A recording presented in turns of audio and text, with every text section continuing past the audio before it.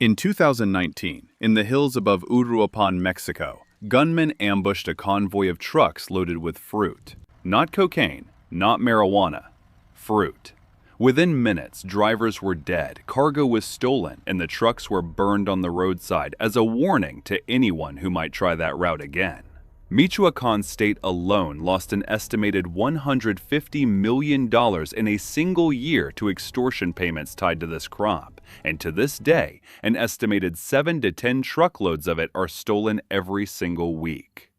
Vigilante farmers now man armed checkpoints with assault rifles slung over their shoulders, guarding orchards the way opium growers once guarded poppy fields. Entire cartel factions, the Jalisco New Generation cartel among them, have gone to war with rival groups for control of these hillsides. People have been kidnapped. People have been killed. Bodies have been hung from bridges as messages to farmers who refuse to pay. And it was not over drugs or gold or oil. It was over avocados, a fruit you can buy for about $1 at nearly any grocery store on Earth. So how did a soft, bumpy, forgettable fruit become valuable enough to kill for? And how did it go from a wild snack eaten by prehistoric ground sloths to a global commodity so lucrative that Mexican cartels now call it green gold? That question starts almost 10,000 years before any of this violence, in a part of the world that had never heard of cartels, or borders, or money at all. This story does not start in Michoacán. It starts even earlier, in the tropical highlands of what is now south-central Mexico, sometime around 7,000 years before the Common Era, in a landscape shaped by animals that no longer exist. Wild avocados grew on tall forest trees, and their enormous seeds, roughly the size of a golf ball, were far too big for any small animal to swallow and disperse the way seeds are usually spread. For decades, scientists were puzzled by this. A fruit engineered by evolution to be eaten and carried away, with nothing around capable of doing the carrying. The likely answer, now widely accepted among paleobotanists, is almost absurd. Giant ground sloths, some as large as modern elephants, along with gomphotheres, an extinct relative of the elephant, swallowed the avocados whole, seed and all, and deposited them undigested miles from where they grew. The avocado, in other words, evolved a relationship with animals that went extinct roughly 13,000 years ago, and it never noticed. It kept producing the same oversized seed anyway, an evolutionary leftover from a world with elephants roaming Mexico. Human beings arrived just in time to take over the job the sloths had abandoned. Archaeologists working in the Cocatlan Cave in the Tehuacan Valley of Puebla, Mexico, have found avocado pits dating back roughly 10,000 years, among the oldest evidence of humans interacting with the plant anywhere in the archaeological record. At first, people were almost certainly just gathering wild fruit, but somewhere between 5,000 and 3,000 years before the Common Era, something changed. Seeds got larger, flesh got creamier, skins got thinner. This was domestication, deliberate or semi-deliberate selection of the best trees generation after generation, long before anyone had a word for genetics. They did not know what a chromosome was. They were manipulating them anyway, one selected seedling at a time. Early Mesoamerican farmers in the regions that would become Mexico, Guatemala, and parts of Central America were not just eating avocados. They were engineering an entirely new fruit out of a wild one, patiently, over roughly 2,000 years, without writing any of it down. The name itself carries a piece of this ancient story, and it is not a subtle one. The Aztec people, who dominated central Mexico by the 1400s of the Common Era, called the fruit avocado in their language Nahuatl. Avocado also meant testicle. Historians and linguists largely agree this was not a coincidence, but a fairly direct visual and cultural association. The fruit hanging in pairs from the tree, and the flesh believed by the Aztecs to carry potent aphrodisiac and fertility properties. Aztec fathers reportedly kept unmarried daughters indoors during the avocado harvest season, worried about the fruit's supposed effects. Now, how literally the Aztecs believed in those effects and how much of that story survives through later Spanish retelling rather than untouched Aztec sources is genuinely debated among historians.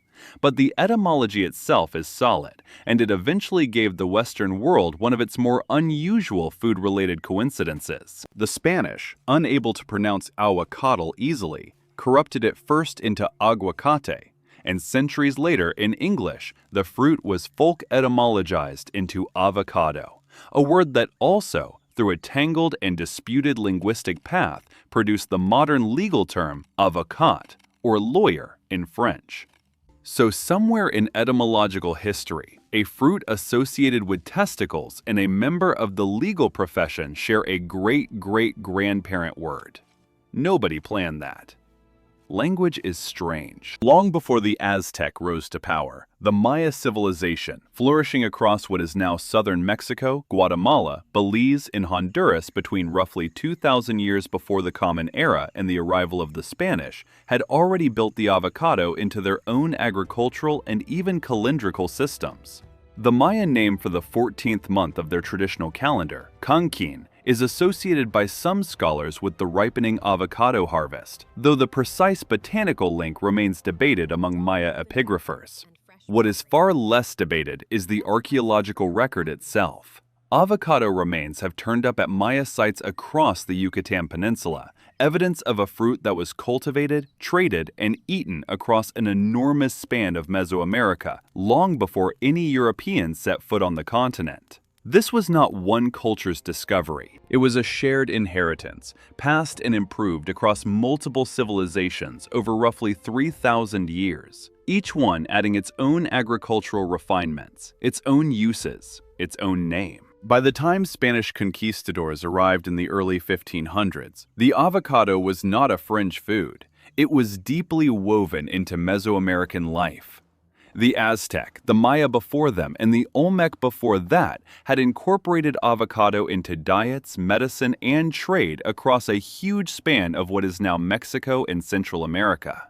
Aztec markets, particularly the enormous market at Tlatelolco, which Spanish conquistador Hernán Cortés himself described as larger and more organized than any market he had seen in Europe, sold avocados alongside cacao, maize, and chili peppers as everyday staples, not luxuries. The fruit was used as food, as a skin treatment, and in traditional medicine to treat everything from dysentery to skin infections, uses that, while not all scientifically verified today, demonstrate how central the plant had become to daily survival. This was not a curiosity growing wild in the jungle anymore. This was infrastructure. A calorie-dense, fat-rich food source in a diet that otherwise leaned heavily on maize and beans, filling a nutritional gap that mattered enormously in a world without refrigeration or reliable protein storage. Then the Spanish arrived, and, as with so many New World foods, first contact did not go smoothly. Spanish chroniclers in the 1500s wrote about the avocado with a mixture of fascination and unease. Martín Fernández de Enciso, a Spanish writer and explorer, gave one of the earliest European descriptions of the fruit in 1519, comparing it, awkwardly, to a pear crossed with cheese. Gonzalo Fernández de Oviedo, another Spanish chronicler, wrote about it a few years later with more detail but similar confusion, unsure whether to classify this strange, buttery, high-fat fruit as food, medicine, or something in between. Europeans of this period were deeply suspicious of new fruits in general. Remember, this was the same continent that, roughly 2 centuries later, would treat the tomato as poisonous and the potato as fit only for animal feed. A fruit with the texture of butter and the fat content of meat did not fit neatly into any European food category available at the time, and unfamiliar things in the 16th century tended to be treated with suspicion rather than curiosity. It took the avocado a very long time to travel anywhere close to the cultural status it holds today. Slowly, though, it spread. Spanish and Portuguese colonial trade networks carried avocado seedlings out of Mesoamerica and across the tropical belt of the globe over the following 2 centuries. First to the Caribbean, then to South America, Then, by the 1600s and 1700s, into parts of Africa and Asia via colonial shipping routes. This is where the story takes a turn nobody expected. The fruit that could not survive an Atlantic crossing on a sailing ship, whose flesh spoiled within days and whose seed dried out and died if not planted quickly, spread almost entirely as living seedlings and grafted cuttings carried by colonial botanists, missionaries, and plantation owners who had no idea they were setting up what would, centuries later, become one of the most fought-over crops on the planet. By the 1700s, avocados were growing in Indonesia, in Brazil, in parts of the Caribbean under Spanish and later British and French colonial administration. But it took until the 1800s for the fruit to reach the place that would eventually make it a household name across the English-speaking world: California. The first avocado trees believed to have been planted in California date to the 1850s and 1860s, brought north from Mexico. For decades, though, the fruit remained a minor curiosity, grown by a handful of enthusiasts, sold in small quantities, unknown to most American consumers. This is where the story needs one specific man, because almost nothing about the modern global avocado industry makes sense without him. His name was Rudolph Haas, and he was, by trade, a mail carrier in Southern California, not a botanist, not a farmer by profession, just a man with a side interest in growing fruit trees in La Habra Heights in the 1920s. Haas purchased seedling avocado trees, intending to graft a specific known variety, the Fuerte, onto their rootstock. One of the seedlings resisted every grafting attempt he made. According to the most commonly repeated version of the story, Haas grew frustrated, and rather than pulling the stubborn tree out, decided to simply let it grow on its own and see what happened. Mostly out of curiosity, or possibly laziness, depending on which telling you believe. Whether every detail of that story is precisely accurate remains debated among historians of the industry, but what happened next is not in dispute. The tree produced a fruit unlike anything else being grown commercially. Dark pebbled skin, a longer shelf life, a creamier texture, and a flavor growers and early tasters consistently preferred over the smooth-skinned green varieties available at the time. In 1935, Rudolph Haas patented the tree, calling it, appropriately enough, the Haas avocado. It became United States plant patent number 1458, one of the earliest plant patents ever issued in the country. Patent protections on living plants were a genuinely novel legal concept at the time, and Haas, by most accounts, did not get particularly rich from it. He reportedly earned a total of around $5,000 in royalties from the patent before it expired, a modest sum even adjusted for inflation, especially considering what that single tree would eventually become. Today, the Haas avocado accounts for well over 90% of all avocados grown and consumed worldwide. Nearly every avocado on nearly every grocery store shelf on the planet is genetically a descendant of one accidental seedling a mail carrier in California almost pulled out of his yard in the 1920s. Think about that for a second. The global multi-billion-dollar avocado industry rests almost entirely on a single tree that was never supposed to exist in the first place. Here is the part that should genuinely surprise you about how young the plant patent system itself was at that moment. The United States Plant Patent Act had only been signed into law in 1930, just 5 years before Haas secured his patent, largely at the urging of horticulturalists and nurserymen, including, reportedly, the inventor Thomas Edison, who testified in favor of extending patent protection to living, asexually reproduced plants. Before that law existed, there was no legal mechanism at all to protect a newly bred fruit variety the way an inventor might protect a machine.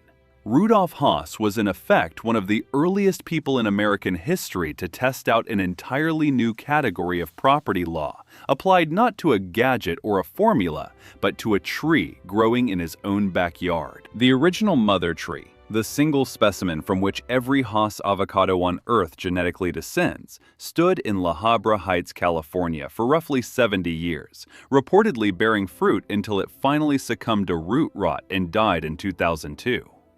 A plaque now marks the spot. Not gold, not silver, a tree. And from that one tree came an entire global industry. Commercial adoption, though, did not happen overnight. Through the 1940s and 1950s, California growers slowly shifted away from older varieties like the Fuerte toward the hardier, better-shipping Hass, and by the 1970s, it had become the dominant commercial variety in the state. California's avocado industry, centered in San Diego and Ventura counties, grew into a genuinely significant regional economy. But it remained for decades a comparatively small, geographically constrained business. That would not last. The story was about to become international, and considerably larger, and considerably more complicated. If you are finding this interesting, hit subscribe. We cover stories like this every week, tracing how ordinary things on your kitchen counter came from centuries of war, science, obsession, and accident.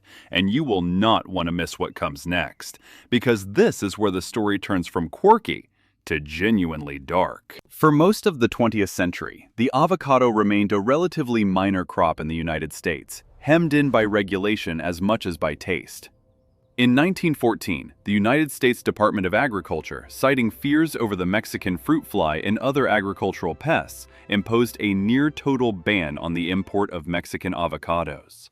This was not a small temporary restriction. It lasted in various forms for 83 years, effectively protecting California's domestic avocado industry, then centered heavily in San Diego County, from Mexican competition for nearly the entire 20th century. Californian growers built an industry almost entirely insulated from the country that had actually invented the fruit they were selling. Meanwhile, across the border, Mexican production, and specifically production in the state of Michoacán, kept growing anyway, feeding domestic consumption and other export markets, developing the exact volcanic soil, high-altitude, near-perfect growing conditions that would later make it the undisputed avocado capital of the world.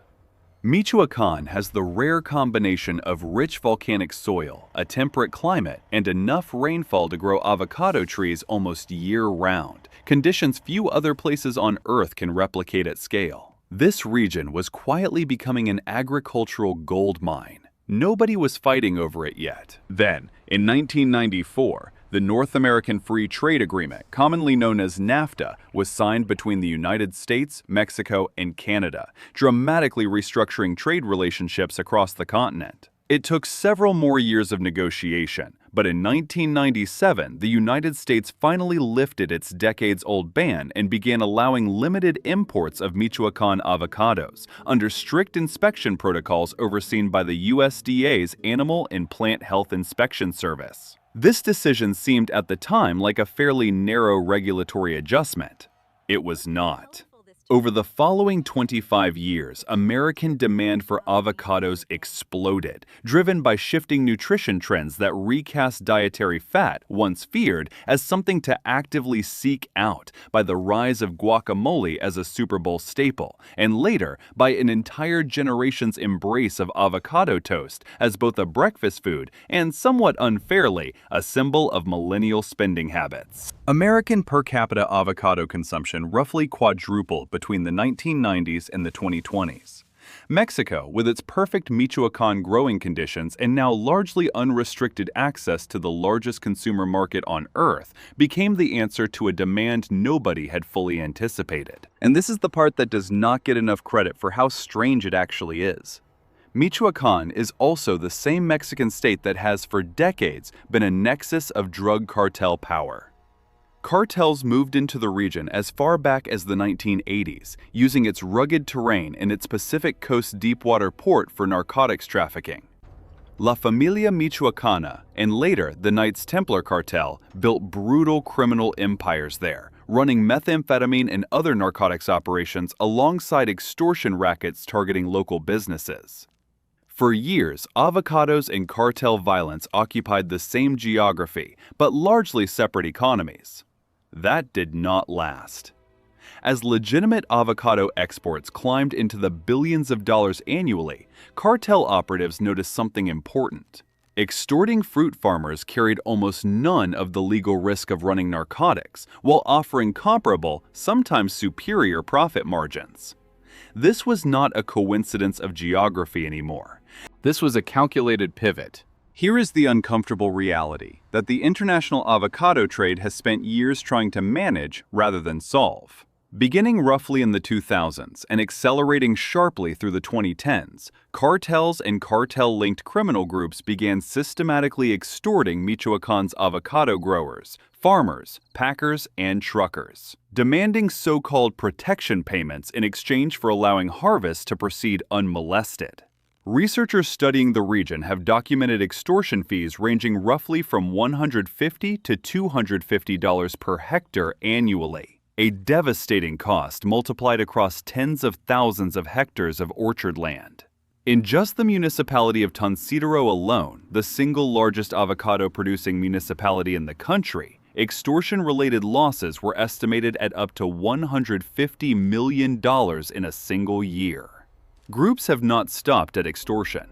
Truck hijackings became routine, with an estimated 7 to 10 loaded avocado trucks stolen every week across the state, each theft representing tens of thousands of dollars in lost fruit. Farmers who refused to pay or who were simply unlucky have been kidnapped. Some have been murdered. This was not a battle over drug routes anymore.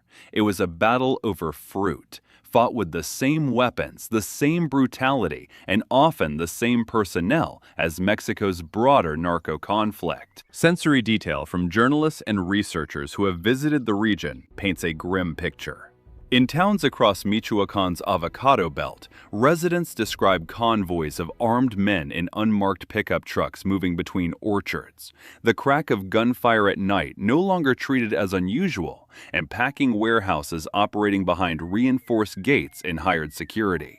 Farmers interviewed by researchers describe being handed handwritten extortion notes or receiving direct phone calls demanding payment calculated per hectare of orchard, with the caller often already possessing detailed knowledge of exactly how much land the farmer owned. Information cartels are believed to have obtained by illegally accessing government land in agricultural registries. This was not opportunistic, disorganized crime.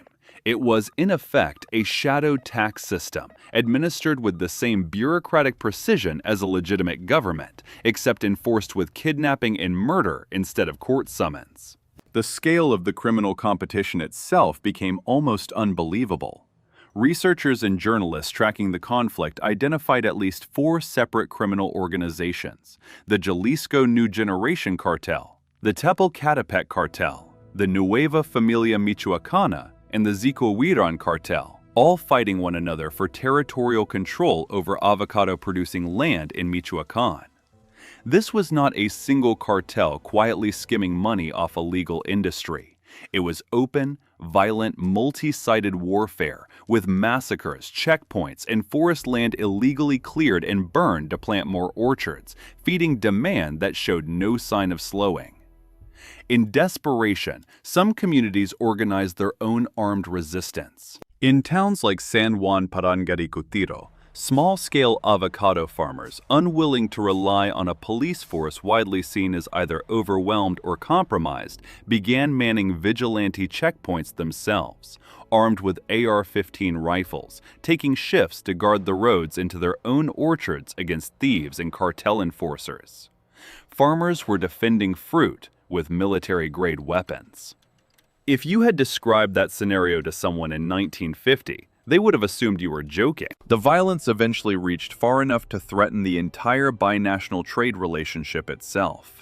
United States Department of Agriculture inspectors, the same APHIS officials responsible for certifying Mexican avocado orchards as pest-free before fruit could legally cross the border, found themselves directly in the line of fire, extremely exposed, according to organized crime researchers, to both corruption and violence simply by virtue of the access their jobs required. In 2022, avocado exports from Michoacán were briefly halted after a U.S. inspector working in the state received a direct threatening phone call. Then, in June of 2022, the crisis escalated further when 2 U.S. avocado inspectors were physically assaulted and detained at a police checkpoint in Michoacán. The United States responded by suspending all avocado imports from the entire state for more than a week. An unprecedented shutdown of one of Mexico's most valuable agricultural export industries.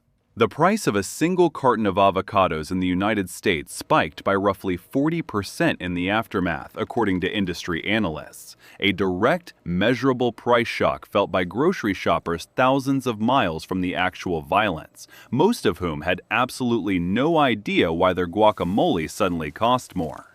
Diplomats and agricultural officials from both countries eventually negotiated new security protocols, and exports gradually resumed. But the fragility on display was staggering. An industry worth by some estimates more than $2.4 billion a year in exports alone had come within days of a total shutdown because of a regional turf war over fruit. Here is the detail that makes this whole story even stranger. Some researchers studying the surge in avocado region violence have connected it to an entirely separate American crisis: the opioid epidemic. As fentanyl increasingly displaced heroin in the American drug market, particularly after around 2015, demand for Mexican-grown heroin poppy collapsed, and with it, a major traditional cartel revenue stream. Economic research examining municipal-level data between roughly 2011 and 2019 found that as heroin demand fell, homicide rates in poppy-growing regions actually decreased, while homicide rates in avocado-growing regions rose. The suggested mechanism was not a simple story of cartels relocating their operations. Researchers found little evidence that criminal groups physically shifted territory from poppy fields to avocado orchards. Instead, the evidence pointed toward the same criminal organizations, in the same regions, turning existing extortion rackets against avocado farmers into a more aggressive and more violent revenue stream, precisely as their traditional narcotics income eroded. In other words, the American opioid crisis and the price of your guacamole may be connected by an economic thread almost nobody outside academic research circles has ever traced. That sounds absurd. It is also, according to the peer-reviewed research, a defensible reading of the data. By the 2020s, geopolitics had entered the story too. In 2025, the administration of United States President Donald Trump imposed new tariffs on Mexican exports and pursued policies designating certain cartels as terrorist organizations, part of a broader crackdown explicitly tied to the fentanyl crisis. Analysts and journalists covering the region have argued that these policies, intended to pressure Mexico on drug trafficking, have had the secondary effect of destabilizing legitimate agricultural exporters like avocado growers who are caught in the middle, squeezed by tariffs on one side and cartel extortion on the other. Whether that criticism is fully fair is, like most policy debates, contested and beyond the scope of a fruit's history.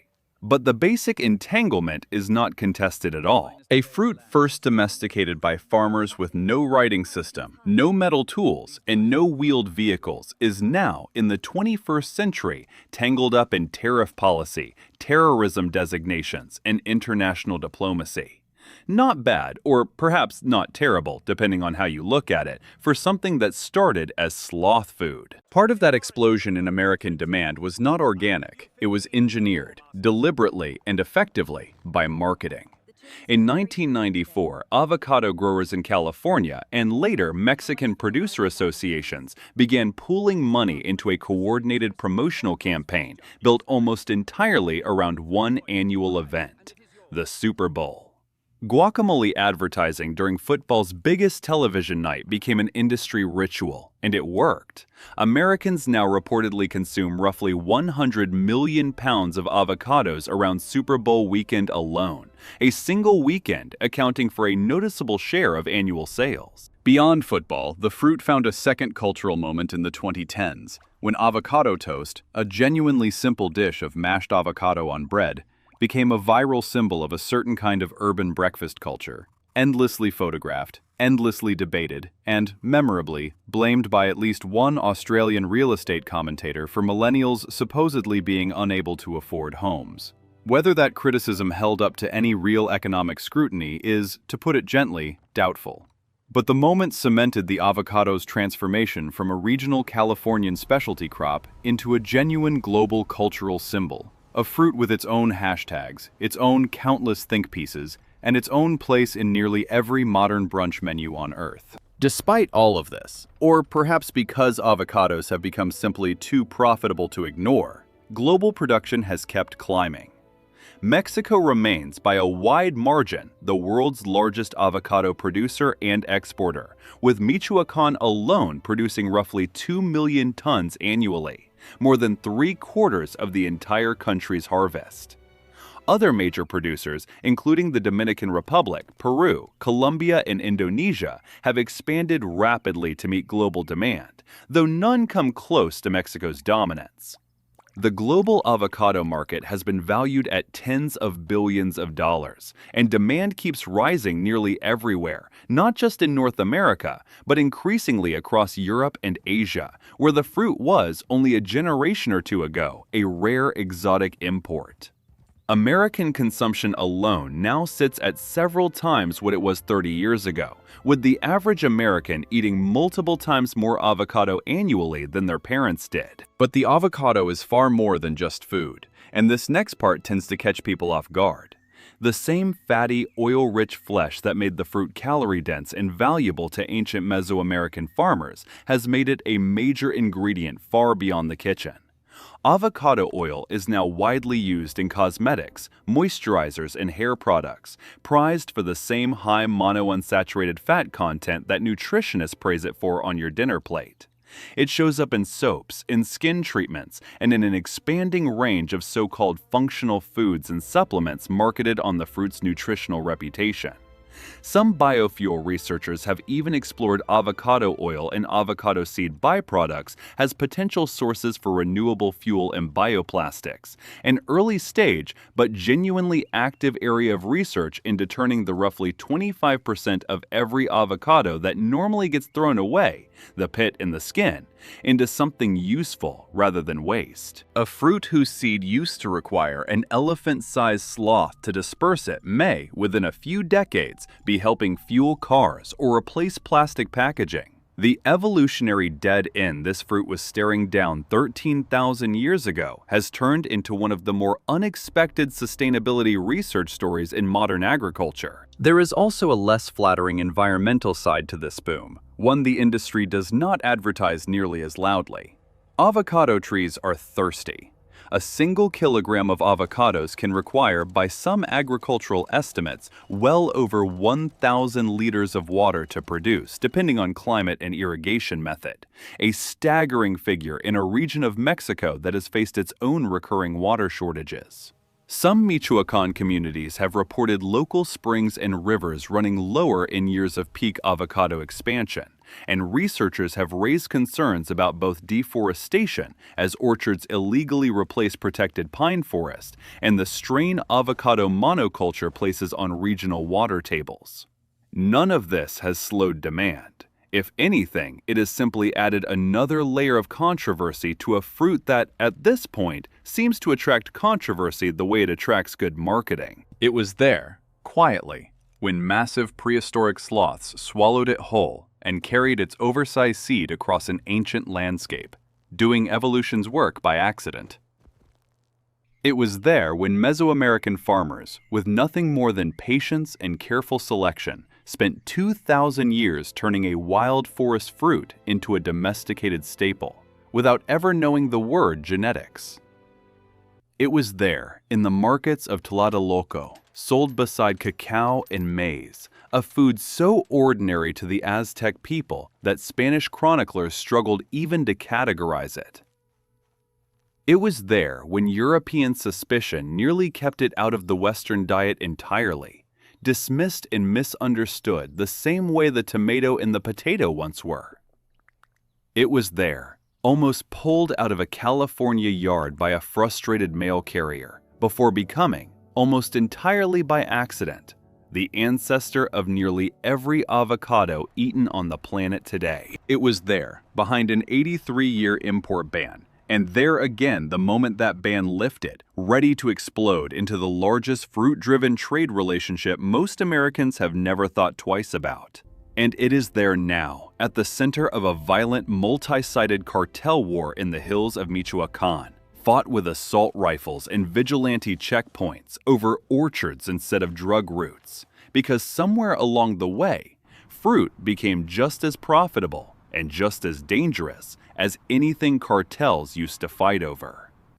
Tomorrow morning, when you slice one open on your kitchen counter, scoop it onto toast, or mash it into guacamole for a Sunday afternoon, none of that history is visible. It never is. That is sort of the point. Not bad at all for a fruit that started as elephant food and somehow ended up as the reason armed men now guard hillsides in Mexico with rifles slung over their shoulders. If any part of this surprised you, the sloths, the mail carrier, the opioid connection, or the sheer scale of the violence behind something as ordinary as guacamole, let me know in the comments which part hit you hardest.